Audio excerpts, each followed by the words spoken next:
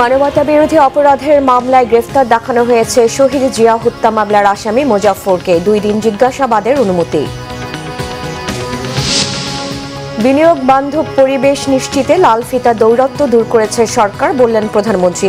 2034 সালের মধ্যে 1 ট্রিলিয়ন অর্থনীতির প্রত্যাশা।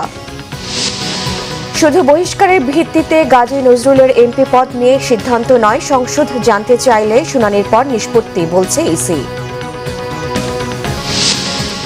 দিল্লিতে যন্তর মন্তর ও আশেপাশের এলাকায় ইন্টারনেট বিদ্যুৎ সেবা বন্ধের অভিযোগ, এবার কলকাতায় বিক্ষোভের ঘোষণা।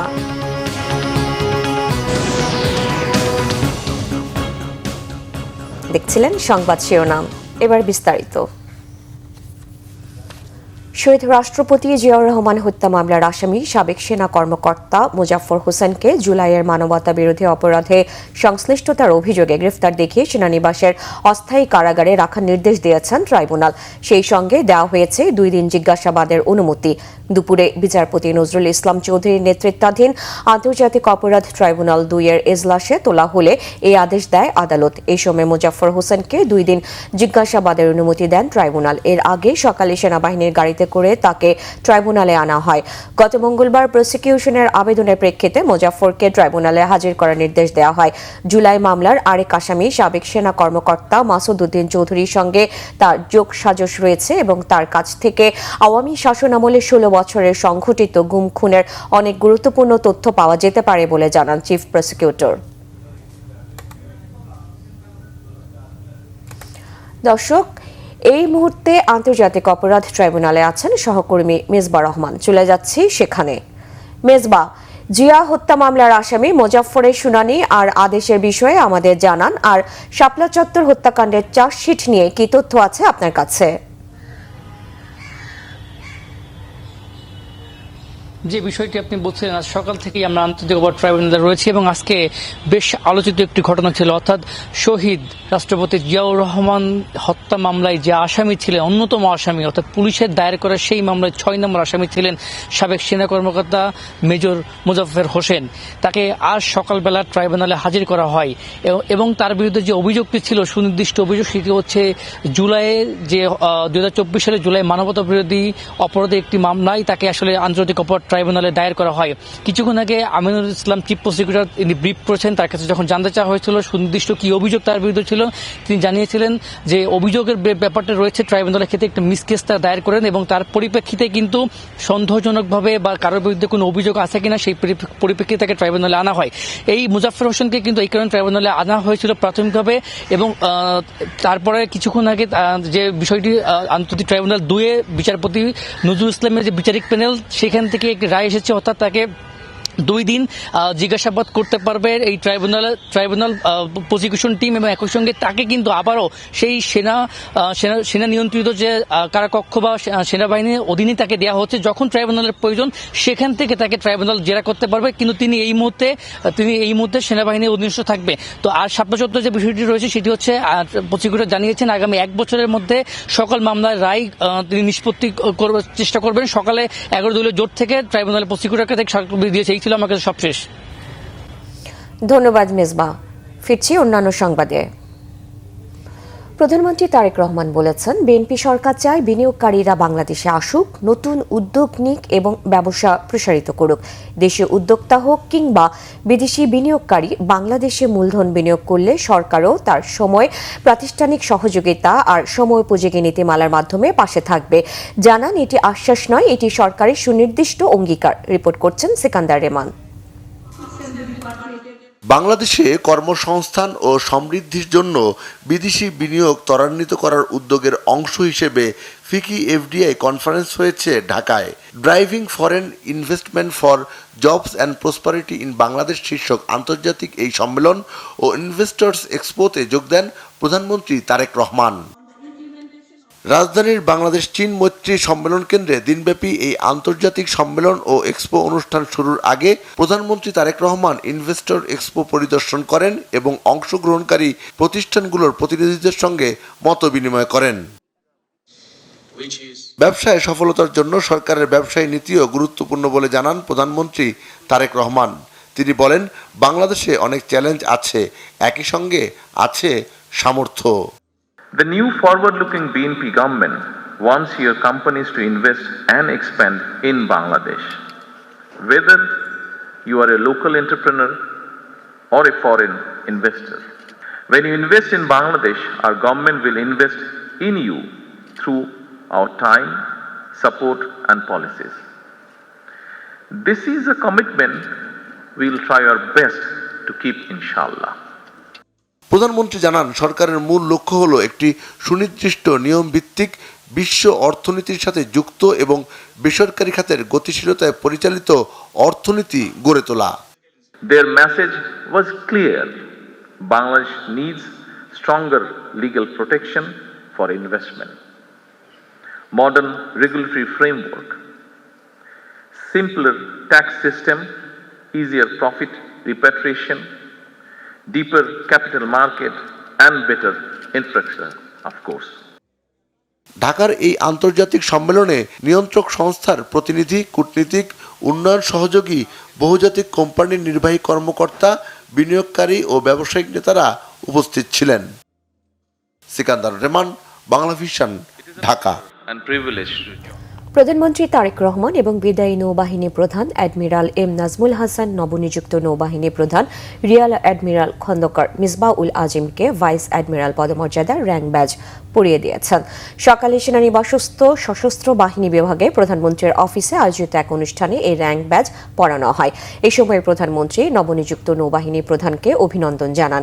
প্রধানমন্ত্রীর কার্যালয়ের ভেরিফাইড পেজ থেকে এই তথ্য জানানো হয়। অনুষ্ঠানে প্রধানমন্ত্রীর প্রতিরক্ষা উপদেষ্টা ব্রিগেডিয়ার জেনারেল অবসরপ্রাপ্ত ডক্টর AKM শামসুল ইসলাম, বিমান বাহিনীর প্রধান air chief marshal Hasan Mahmud Khan, সশস্ত্র বাহিনী বিভাগের principal staff officer lieutenant general Mir Mushfiqur Rahman উপস্থিত ছিলেন।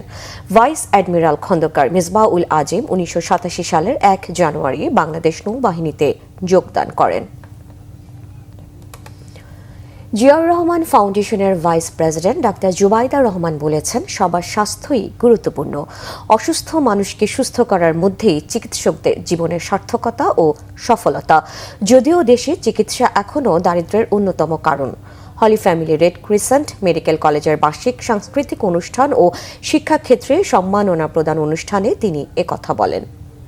চিকিৎসক হয়ে অসুস্থ মানুষকে সুস্থ করার মধ্যেই আপনাদের আত্মত্যাগ, আত্মতৃপ্তি, জীবনের সার্থকতা, জীবনের সফলতা।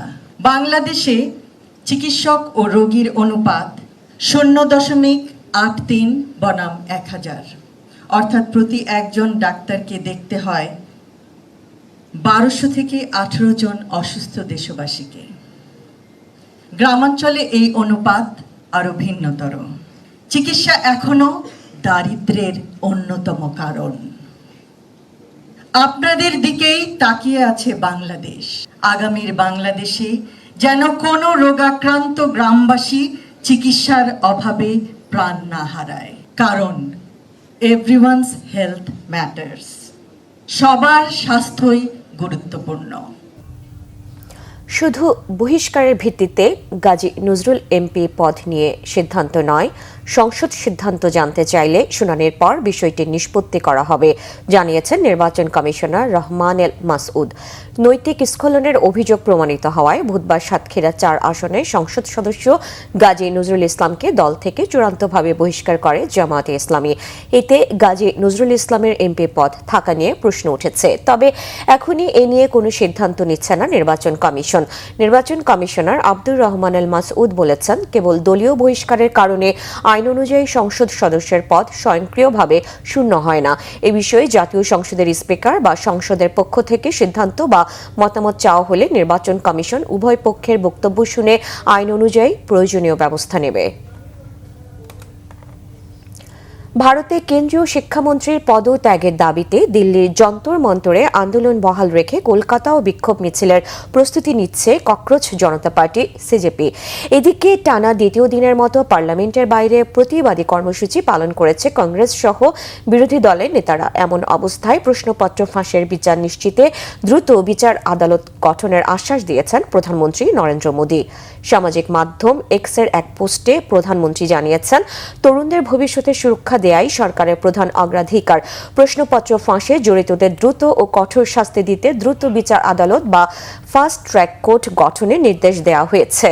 আন্দোলন থামানোর প্রতিশ্রুতি দিয়েও সিজেপি প্রতিষ্ঠাতা অভিজিৎ দীপক অভিযোগ করেছেন, আন্দোলন থামাতে বাইরে থেকে বিজেপি কর্মীদের এনে সহিংসতা চালানো হচ্ছে, পাথর ছুঁড়ে শান্তিপূর্ণ আন্দোলনকারীদের বদনাম করার চক্রান্ত চলছে বলেও দাবি করেছেন তিনি। পরিস্থিতি সামাল দিতে মান্ডি হাউস ও সুপ্রিম কোর্ট সহ একাধিক মেট্রো স্টেশন বন্ধ করে দেয় কর্তৃপক্ষ। ফলে দিল্লিতে যাতায়াতে চরম ভোগান্তিতে পড়েছেন সাধারণ যাত্রীরা। পরিস্থিতি নিয়ন্ত্রণে রাখতে নিরাপত্তা বাহিনী ও পর্যাপ্ত পুলিশ মোতায়েন করেছে সরকার। বগুড়ায় প্রতিপক্ষের হামলায় আতিকুর রহমান সাগর নামে এক স্বেচ্ছাসেবক দল কর্মী নিহত হয়েছেন। বুধবার গভীর রাতে বগুড়া সদর উপজেলার চালিতাবাড়ি এলাকায় তার শ্বশুরবাড়ির সামনে সাগরকে হত্যা করা হয়। নিহত সাগরের বাড়ি সদর উপজেলার পাঁচবাড়িয়া গ্রামে। তিনি স্থানীয় স্বেচ্ছাসেবক দলের একজন সক্রিয় কর্মী বলে জানা গেছে। পুলিশ জানায়, গভীর রাতে দুর্বৃত্তরা আতিকুর রহমান সাগরকে ধারালো চাকু দিয়ে এলোপাতাড়ি জখম করে পালিয়ে যায়। পরে পরিবারের লোকজন তাকে উদ্ধার করে শহীদ জিয়াউর রহমান মেডিকেল কলেজ হাসপাতালে নিয়ে গেলে কর্তব্যরত চিকিৎসক তাকে মৃত ঘোষণা করেন। নিহতের পরিবারের দাবি, পূর্ব শত্রুতার জেরে সাগরের আপন চাচাতো ভাই জিলহাজ ও তার লোকজনেই হত্যা করেছে। হত্যাকাণ্ডে জড়িতদের শনাক্ত ও গ্রেফতারে একাধিক টিম কাজ করছে বলে জানিয়েছে পুলিশ। টানা 107 ঘন্টা মিনিট খোলা রাখার পর অবশেষে বন্ধ করা হয়েছে কাপ্তাই কর্ণফুলী পানি বিদ্যুৎ কেন্দ্রের স্পিলওয়ে 16টি জলকপাট। কাপ্তাই লেকের পানির উচ্চতা স্বাভাবিক পর্যায়ে নেমে আসার বুধবার রাত 11টায় সবকটি জলকপাট বন্ধের সিদ্ধান্ত নেয় কর্তৃপক্ষ। এর আগে গত 18 জুলাই লেকের পানির উচ্চতা 104 ফুটের কাছাকাছি পৌঁছে বিপদসীমা স্পর্শ করায় একযোগে 6 ইঞ্চি করে খুলে দেওয়া হয়েছিল সবগুলো জলকপাট। এতে প্রতি সেকেন্ডে প্রায় 9000 কিউসেক পানি কর্ণফুলী নদীতে গিয়ে পড়ে। বর্তমানে কাপ্তাই লেকের পানির উচ্চতা 103.26 ফুটে অবস্থান করছে। তবে জলকপাট বন্ধ হলেও কাপ্তাই পানি বিদ্যুৎ কেন্দ্রের 5টি ইউনিট থেকে গড়ে 220 মেগাওয়াট বিদ্যুৎ উৎপাদন অব্যাহত রয়েছে। চট্টগ্রামে বন্যার কারণে সপ্তাহ জুড়ে পানিবন্দী ছিল সাতকানিয়া উপজেলার কয়েক হাজার পরিবার। অভিযোগ উঠেছে, সরকারি বেসরকারি কোনো ত্রাণই ঠিকমতো পায়নি পরিবারগুলো। দুর্গত অনেক এলাকাতেই সময় মতো পৌঁছায়নি কোনো ধরনের ত্রাণ সেবা। তবে প্রশাসনের দাবি, পানি নেমে যাওয়ার পর জোরদার করা হয়েছে ত্রাণ সহায়তা। চট্টগ্রাম থেকে শাহেদা পিয়ার রিপোর্ট। গত সপ্তাহে ভারী বর্ষণ ও পাহাড়ি ঢলে সৃষ্ট বন্যায় চট্টগ্রামের বিভিন্ন উপজেলায় ভয়াবহ বন্যা দেখা দেয়। ক্ষতিগ্রস্ত হয় বেশ কয়েকটি উপজেলা। সবচেয়ে বেশি ক্ষয়ক্ষতি হয়েছে সাতকানিয়া উপজেলায়। অসংখ্য মানুষের সপ্তাহের বেশি সময় কেটেছে পানিবন্দী অবস্থায়। ভুক্তভোগীদের অভিযোগ, সরকারি বা বেসরকারি কোনো ত্রাণ সহায়তায় ঠিকমতো পাননি তারা। সরকারিভাবে ত্রাণ পৌঁছানোর দাবি করা হলেও ভুক্তভোগীরা বলছে, চিকিৎসা সেবা তো দূরের কথা, শুকনো খাবার ও ওষুধের কিছুই পাননি তারা।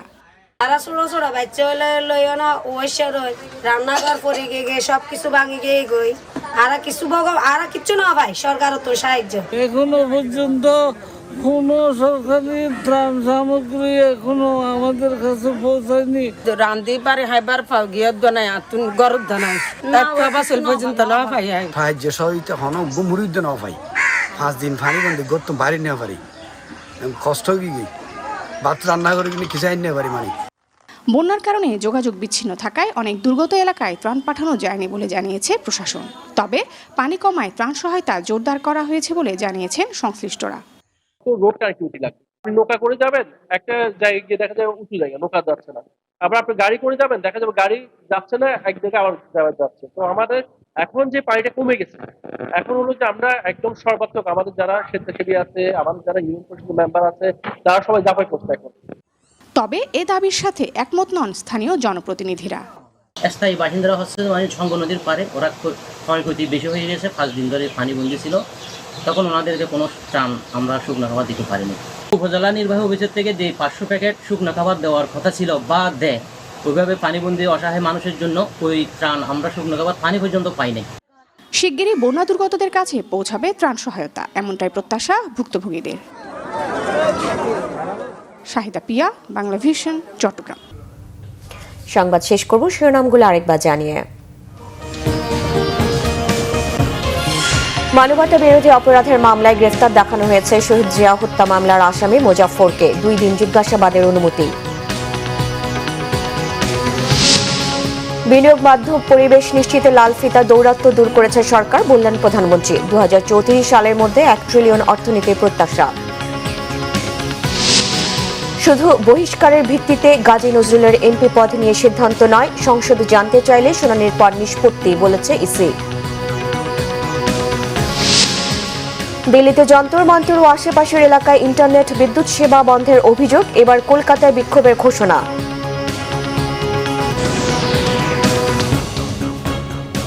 এই ছিল এখনকার মতো। পরের সংবাদ বিকেল 4টায়, এর আগে 3টায় রয়েছে নিউজ টপ 10 দেখার আমন্ত্রণ রইল। ধন্যবাদ।